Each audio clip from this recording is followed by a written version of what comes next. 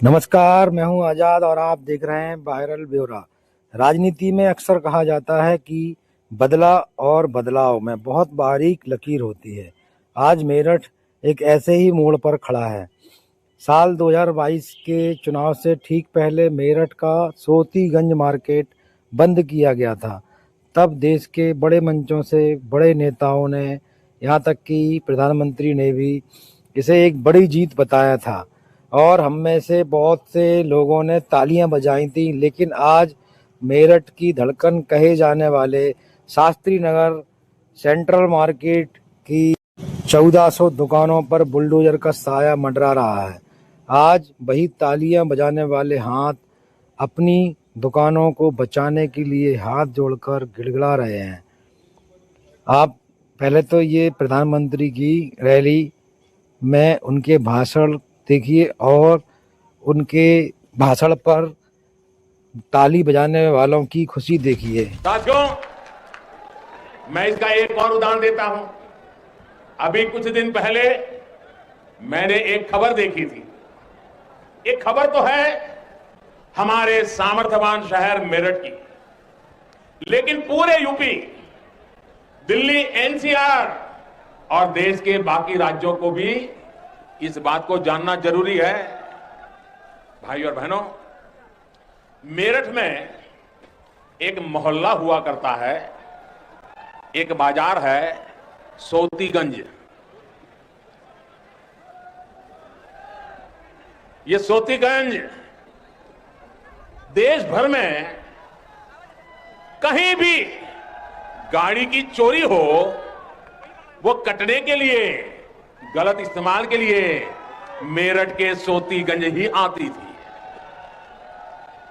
दशकों से ऐसा ही चला जा रहा था।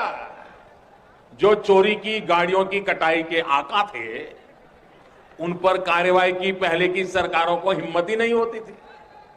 ये काम भी अब दमदार योगी जी की सरकार और स्थानीय प्रशासन ने किया। अब सोतीगंज का एक काली बाजारी वाला बाजार बंद कर दिया गया है। ये चुनावी रैली जब प्रधानमंत्री नरेंद्र मोदी ने सीना ठोंक कर कहा था कि मेरठ के सोतीगंज का खेल खत्म हो गया है, तब तर्क दिया गया कि वहां चोरी की गाड़ियों का अवैध कटान होता है। समाज का एक बहुत बड़ा वर्ग खुश था क्योंकि मामला एक खास समुदाय के व्यापार से जुड़ा था। लेकिन क्या हमने तब सोचा था कि अवैध की परिभाषा इतनी लचीली हो सकती है? कल वो हमारे दरवाजे तक भी आएगी। आज मेरठ विकास प्राधिकरण MDA का कहना है कि सेंट्रल मार्केट की ये 1400 दुकानें ग्रीन बेल्ट पर बनी हैं। 1400 दुकानें यानी कि कम से कम 5000 परिवारों का सीधा रोजगार। यहाँ व्यापारी कह रहे हैं कि उनके पास रजिस्ट्री है, वे सालों से टैक्स भर रहे हैं। सवाल यह है कि जब ये दुकानें ईंट दर ईंट खड़ी हो रही थी, तब प्रशासन के अधिकारी कौन सी गहरी नींद में सो रहे थे? क्या टैक्स लेना वैध था और दुकान का वजूद अवैध है? सच तो यह है कि बुलडोजर का कोई मजहब नहीं होता।